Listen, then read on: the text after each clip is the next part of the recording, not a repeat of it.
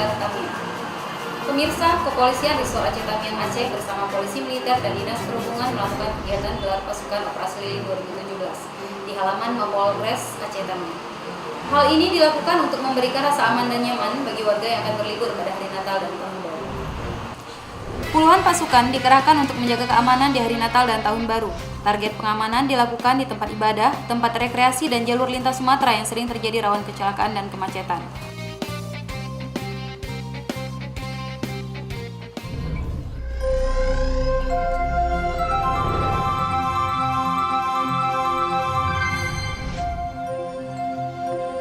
Selain melakukan pengamanan di lokasi rawan, petugas juga membangun 2 pos pemantauan di lokasi rawan kecelakaan dan rawan kemacetan.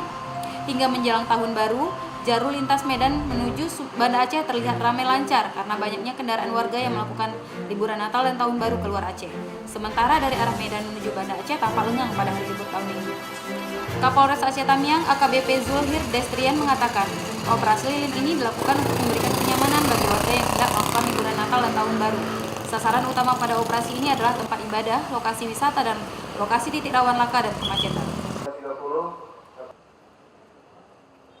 Jadi sasaran utama kita itu untuk pengamanan perayaan Natal dan perayaan Tahun Baru di tempat-tempat ibadah dan tempat-tempat pemberangkatan di terminal bus serta di tempat-tempat wisata.